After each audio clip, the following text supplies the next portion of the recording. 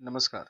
TAT secondary મેન્સની તૈયારી કરતા aspirants મિત્રો, ઇંગ્લિશ વિષયના ખાસ તો આજે આપણે આપણી લેક્ચર સિરીઝમાં ઇંગ્લિશ વિષયની જે ધોરણ 10ની ક્વેશ્ચન બેંક કરી રહ્યા છે તેમાં કોમ્પ્રિહેન્શનમાં સપ્લિમેન્ટરી રીડર બ્લેક બક એમાં ક્વેશ્ચન નંબર 19 ટુ 23 જોઈશું. રીડ 1 છે the black beauty of Veravadar. તો ફ્રેન્ડ્સ, અહીંયા આપણી પાસે લગભગ જે રીડ આપેલા છે એ કમસે કમ 21 રીડ આપેલા છે, બરાબર. તો આપણે બધા રીડ વન બાય વન જોતા જઈશું. સૌ પ્રથમ આપણે કોમેન્ટ સેક્શનની અંદર હેશટેગ એજેસર લખીએ, ત્યારબાદ વિડીયોને લાઈક કરીએ અને હવે આપણે લેક્ચર શરૂ કરીએ. ફ્રેન્ડ્સ, આ બધા જ રીડ આપણે જોઈશું, પરંતુ હું દરેક રીડમાંથી એક એક પેરેગ્રાફ લઈશ અને એના ક્વેશ્ચન આન્સર સોલ્વ કરીશ, કારણ કે બધા જ સોલ્વ કરીશું તો it take too much time for us, બરાબર. ચાલો જોઈએ. બાકી આ જે લેક્ચર્સ ચાલી રહ્યા છે એની પીડીએફ હું ટેલિગ્રામ ગ્રુપમાં મૂકું જ છું, વિથ ધ આન્સર મૂકું છું, એટલે તમારે ચિંતા કરવાની જરૂર નથી. બટ થોડો સમય લાગશે, પછી પીડીએફ મુકાતી હોય છે. ચાલો શરૂ કરીએ છીએ આપણે. ધ બ્લેક બક, બરાબર, બ્લેક બક, એમાં ક્વેશ્ચન આન્સર્સ જોઈએ આપણે. ફર્સ્ટ ક્વેશ્ચન કીધો છે the black buck is also known as blank in Telugu. તો તેલુગુમાં એને ક્રિષ્ના જિનકા કહેવાય છે. જો અહીંયા એનો આન્સર આપેલો છે ક્રિષ્ના જિનકા. ઓલરાઈટ, ચાલો. સેકન્ડ છે the black buck is the state animal of, એ આપણું જે આંધ્રપ્રદેશ છે ત્યાંનું સ્ટેટ એનિમલ છે, અહીંયા આપેલું છે આંધ્રપ્રદેશ. ચાલો નેક્સ્ટ છે according to the Indian mythology or mythology the black buck is the vehicle of goddess moon. અહીંયા આપેલું છે ગોડેસ મૂન, ચંદ્રદેવનું વાહન છે. ત્યારબાદ Krishna Jinka brings prosperity in the areas where they leave. તો એ સાચું છે, બરાબર, અહીંયા આપેલું છે. Next, write any 3 local names of the black buck. તો બ્લેક બકના જે લોકલ નેમ છે એ અહીંયા આપેલા છે. જુઓ, લોકલ નેમ છે કાલા હિરણ, સસિન અને ઇરાલાઈ માન. આ એના 3 લોકલ નેમ છે. ત્યારબાદ આગળ વધીએ તો આ કૃષ્ણા મૃગા પણ એનું જ નામ છે ઇન કન્નડા, અને કાલાવિત ઇન મરાઠી, એ પણ બધા એના લોકલ નેમ જ છે. ચાલો, ત્યારબાદ નંબર 6 છે what is the black buck cold in Telugu. તો તેલુગુની અંદર એને ક્રિષ્ના જિનકા જ કહેવાય છે. ક્રિષ્ના ઇન તેલુગુ લેંગ્વેજ અહીંયા આપેલું છે ને, ક્રિષ્ના જિનકા ઇન તેલુગુ લેંગ્વેજ. 7 છે which state has declared the black buck as its state animal. હવે આ એકનો એક ક્વેશ્ચન રિપીટેડ કરી અને બીજા સેન્સમાં પૂછેલો છે, બાકી અહીંયા ઓલરેડી પૂછેલો છે, તો એ છે આંધ્રપ્રદેશ, બરાબર. ચાલો, લાસ્ટ ક્વેશ્ચન છે what does the Garuda Purana says about the black buck. તો જો અહીંયા according to Garuda Purana Krishna Jinka brings prosperity in the areas where they leave. આ એનો આન્સર થશે અહીંયાથી, એકોર્ડિંગ ટુ થી લઈ અને અહીંયા સુધી એનો આન્સર થશે. Alright, 8th ક્વેશ્ચનનો. ઓલરાઈટ, ચાલો હવે આપણે સેકન્ડ નંબરનો જે પેરેગ્રાફ છે મેં તમને કીધું બધા રીડ્સ આપણે વાંચીશું અને એના આન્સર આપીશું, તો એ ઘણો બધો ટાઈમ લેશે આપણો, બરાબર. તો આને હું અહીંયા માટે ટાઈમ આપું છું જેથી તમે સ્ક્રીનશોટ લઈ શકો અથવા તો વિડીયો પોઝ કરી અને જાતે સોલ્વ કરી શકો, બરાબર. આ એના ક્વેશ્ચન્સ છે. ઓલરાઈટ, ચાલો હવે આ પેરેગ્રાફ નંબર 3 છે. આની અંદર ટોટલ 5 પેરેગ્રાફ છે. જો આ રીડ 3 છે, ત્યારબાદ નેક્સ્ટ 4th નંબર પેરેગ્રાફ છે, અને ત્યારબાદ બ્લેક બકના અન્ય ક્વેશ્ચન્સ આપેલા છે. ઓલરાઈટ, ચાલો પછી ક્વેશ્ચન નંબર 5th નંબરનો જે પેરેગ્રાફ છે એ અને દેન એના ક્વેશ્ચન્સ આપેલા છે. ઓલરાઈટ ફ્રેન્ડ્સ, ચાલો હવે આપણે રીડ 2 ઓહ જલેબીઝ નો આપણે સોલ્વ કરવાની ટ્રાય કરીએ. ઓકે ફ્રેન્ડ્સ, ચાલો એટલે એના ક્વેશ્ચન આન્સર્સ હું તમારી સામે સોલ્વ કરું છું. ચાલો, in which standard was the boy. તો એ જોઈએ તો બોય છે 5th સ્ટાન્ડર્ડમાં હતું, અહીંયા આપેલું છે ક્વેશ્ચનની શરૂઆતમાં, in the 5th standard. The boy took 4 rupees, એ આપેલું છે to pay the school fees. To pay the school fees, એ અહીંયા આપેલું છે. ચાલો નેક્સ્ટ ક્વેશ્ચન નંબર 3 જોઈએ. Why did not the boy pay fees? તો એનો આન્સર આવશે the boy did not pay fees because the teacher was on leave. અહીંયા આપેલું છે. ચાલો બરાબર. Next, jalebis are meant to be eaten. Who said this sentence? તો એ sentence કોણ બોલે છે? The coin said this sentence. એ બોલે છે, જો અહીંયા કોઈન. કોણ બોલે છે? સિક્કાઓ બોલે છે એવું કહેવા માંગે છે. સોરી, અહીંયા આવશે કોઈન. ચાલો નેક્સ્ટ આપણે જોઈએ ફ્રેન્ડ્સ. તો how much money did the boy have? તો હમણાં જ કીધું ને 4 રૂપીઝ હતા, બરાબર. The boy have a 4 rupees, બરાબર. ચાલો નેક્સ્ટ ક્વેશ્ચન નંબર 6 જોઈએ. Vote did the boy won the coin? તો એનો આન્સર આવશે the boy warned the coins that he was a good boy and they should not misguide him or it won't be good for them. બરાબર. જો અહીંયા I am a good boy, don't misguide me or it won't be good for you. Okay, ચાલો next. હું સારો છોકરો છું ભાઈ, મને આવી રીતના તું ગેરમાર્ગે ના દોરીશ, બરાબર, અને તારા માટે પણ સારું નથી. એનું ગુજરાતી એવું થાય. The fees would be collected the next day because, હમણાં તો કીધું ટીચર એબસન્ટ છે, બરાબર. માસ્ટર જે છે ગુલામ મોહમ્મદ, જો અહીંયા છે ને, એ આવશે કાલે તો ફી આપી દઈશું, આજે તો એબસન્ટ છે. ક્વેશ્ચન નંબર 8 જોઈએ. What do the coins want to buy? Jalebis. શું આવશે? જલેબીસ. એ જ તો એની ઈચ્છા હતી, બરાબર. ચાલો લાસ્ટ ક્વેશ્ચન છે. The boy agreed two spend the money, true or false? તો આવશે ફોલ્સ. ઓલરાઈટ, ચાલો. તો હવે અહીંયા સેકન્ડ પેરેગ્રાફ છે ફ્રેન્ડ્સ. મેં તમને કીધું તેમ કે આપણે એની ચર્ચા નહીં કરીએ. ઓકે, હું તમારા ઉપર છોડું છું અને અહીંયા એના ક્વેશ્ચન્સ આપેલા છે. ઓલરાઈટ, ચાલો. ત્યારબાદ આ થર્ડ નંબરનો પેરેગ્રાફ છે અને એની જસ્ટ નીચે એના ક્વેશ્ચન્સ આપેલા છે અહીંયા. ઓકે, ચાલો. હવે પેરેગ્રાફ નંબર 4 આપેલો છે, એમાં ટોટલ બરાબર, અને એના ક્વેશ્ચન આન્સર્સ નીચે આપેલા છે. ચાલો પછી 5th નંબરનો પેરેગ્રાફ છે ફ્રેન્ડ્સ અને એના ક્વેશ્ચન આન્સર્સ નીચે આપેલા છે. હવે રીડ 3 છે, સ્ટોરી ટાઈમ, વાર્તાનો સમય, વાર્તા સમય.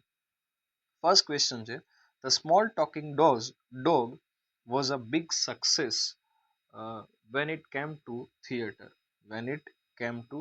જો અહીંયા આન્સર આપેલો છે. What did the small dog do? The dog told jokes and sang songs. અહીંયા આપેલું છે, બરાબર. The dog અહીંયા sang songs and, બરાબર. ચાલો, told jokes. બીજાનો આન્સર અહીંયા આપેલો છે, સેકન્ડનો. ચાલો થર્ડ શું કીધું છે? Why was the small dog a big success? તો એનો આન્સર આવશે The small dog was a big success because it told jokes, sang songs and did a lot of funny items in the states. અહીંયા સુધી આવશે એનો answer, અહીંયાથી repeat કરીને. Okay, third નો answer. ચાલો, what did the big dog do? તો એ શું કરે છે? The big dog jumped on the small dog and carried it off the stage. Okay, ચાલો અહીંયા છે એનો આન્સર. ચાલો ત્યારબાદ આ ફોર્થ નો આન્સર છે. Number 5, who was the big dog? Big dog કોણ હતો? The big dog was small dog's mother. A any mummy જ હતી, બરાબર, નાના કૂતરાની મમ્મી હતી. ઓલરાઈટ, ચાલો લાસ્ટ છે.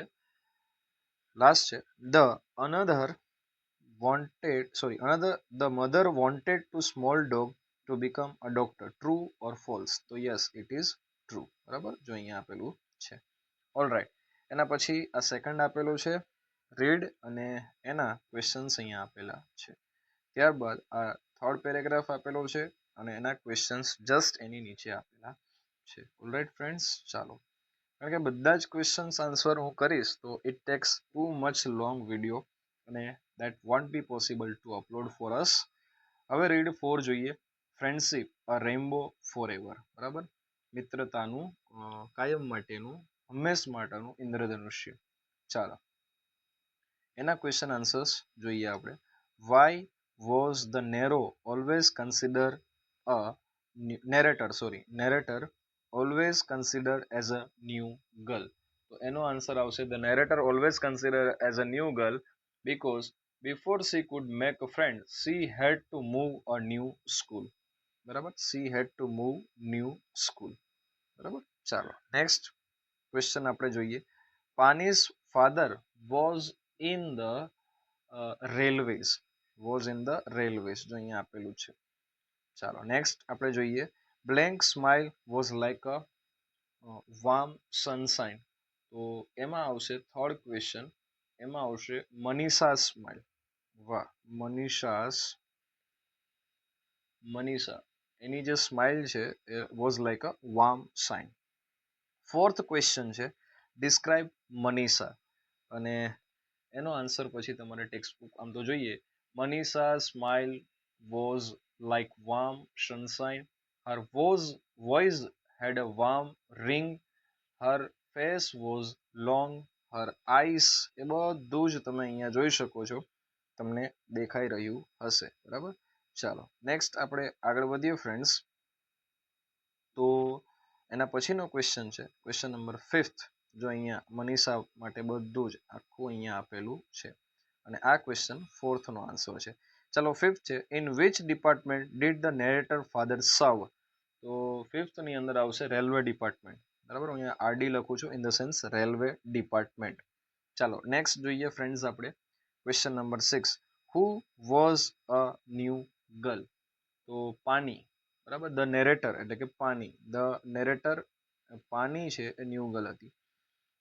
How many students were there in her class. તો 35 સ્ટુડન્ટ્સ. અહીંયા આન્સર આપેલો છે ફ્રેન્ડ્સ, એટલે તમારે બહુ ચિંતા કરવાની જરૂર નથી. 35 બોયઝ એન્ડ ગર્લ્સ. બરાબર, ચાલો next.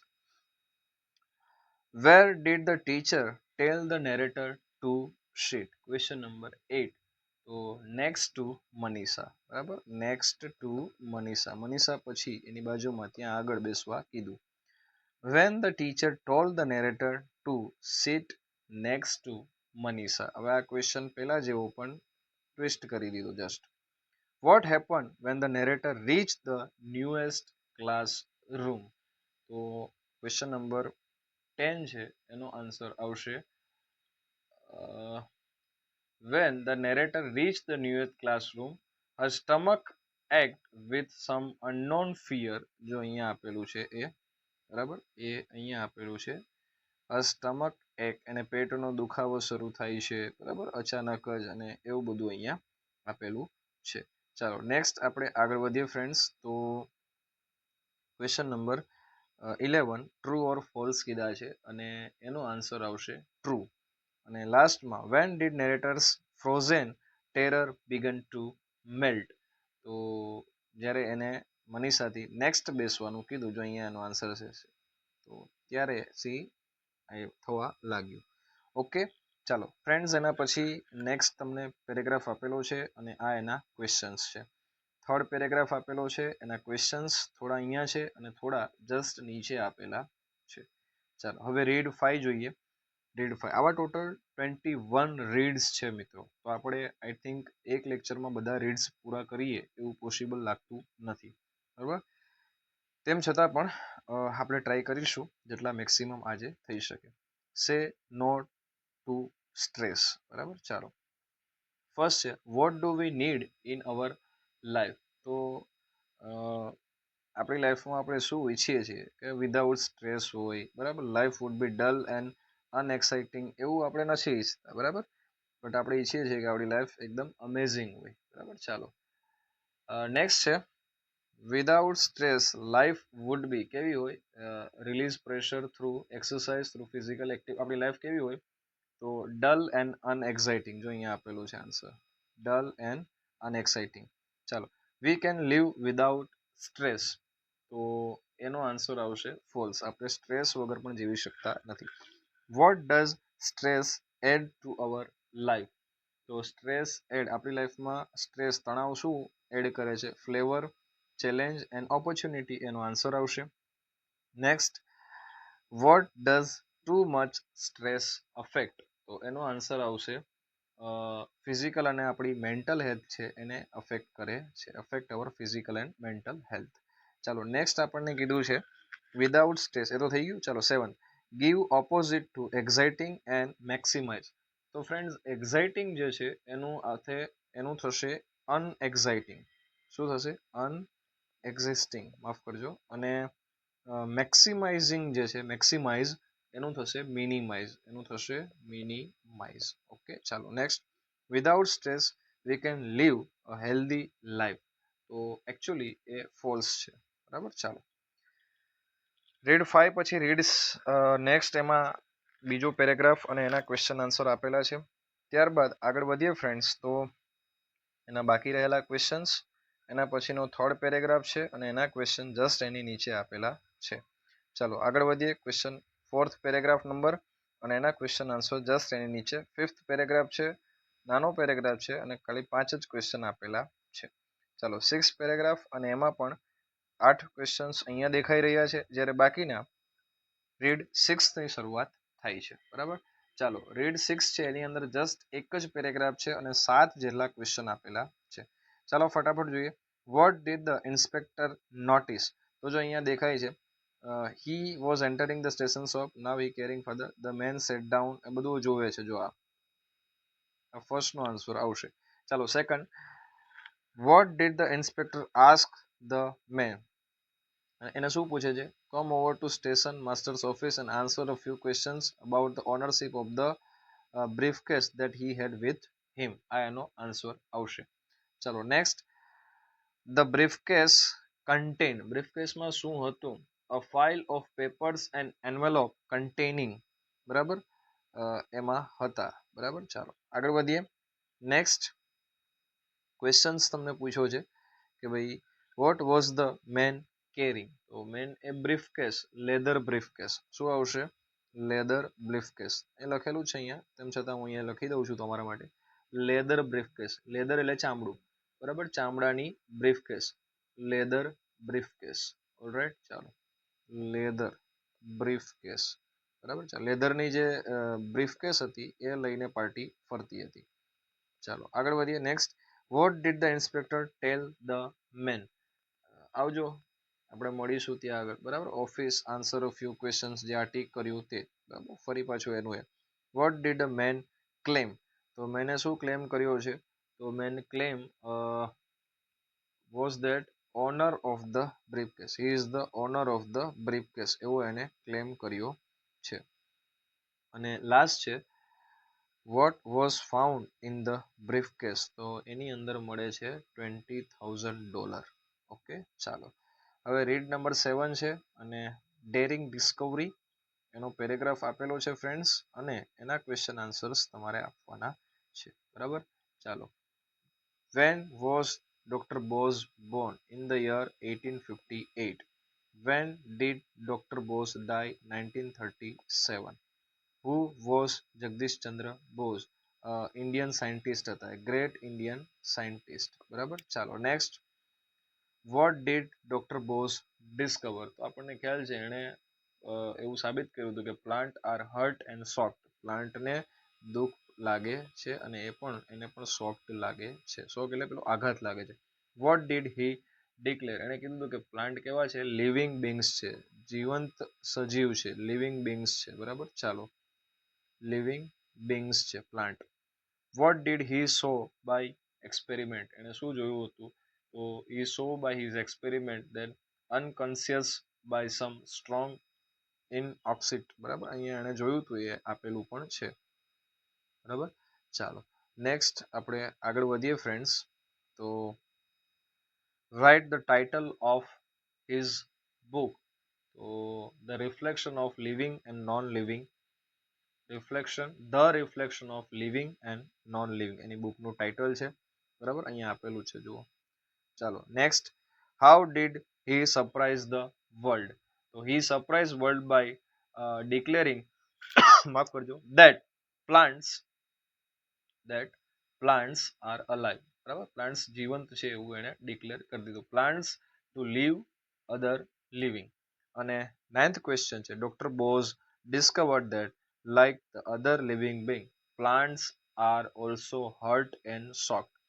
Plants are also hurt and shocked. Okay, ચાલો સેકન્ડ ક્વેશ્ચન અને આ એના ક્વેશ્ચન આન્સર છે ફ્રેન્ડ્સ.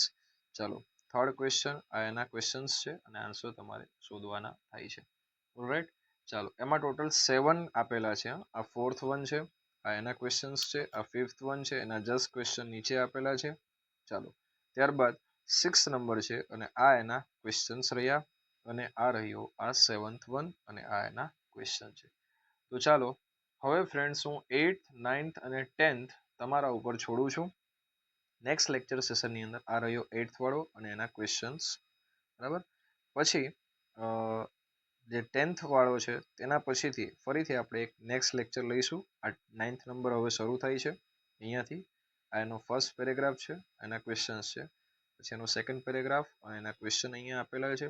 ત્યારબાદ થર્ડ પેરેગ્રાફ, એના ક્વેશ્ચન અહીંયા આપેલા છે અને ફોર્થ પેરેગ્રાફ પછી એના ક્વેશ્ચન્સ અહીંયા આપેલા છે. ચાલો ઓકે, આ ફિફ્થ અને એના પેરેગ્રાફ અને લાસ્ટની અંદર આ 10th પેરેગ્રાફ આપેલો છે. રીડ 10 ધ અલ્ટિમેટ કમ્પેનિયન અને એના ક્વેશ્ચન્સ આપેલા છે. એનો આ સેકન્ડ પેરેગ્રાફ અને એના ક્વેશ્ચન્સ. નેક્સ્ટ લેક્ચરની અંદર ફ્રેન્ડ્સ આપણે 11 થી 21 જે પેરેગ્રાફ છે એના questions with the answer solve કરવાનો ટ્રાય કરીશું. આ ફોર્થ અને એના ક્વેશ્ચન્સ અહીંયા આપેલા છે. ઓકે ફ્રેન્ડ્સ, ચાલો તમારે કાંઈ જ નથી કરવાનું, માત્ર આ જે આપેલા છે ક્વેશ્ચન્સ અને પેરેગ્રાફ એ તમારે જસ્ટ એક વખત ક્વેશ્ચન વિથ આન્સર તમારે જોવાના છે. આવતીકાલે આપણે રીડ 12 થી શરૂ કરીશું. ત્યાં સુધી તમે આ જેટલા પેરેગ્રાફ બાકી છે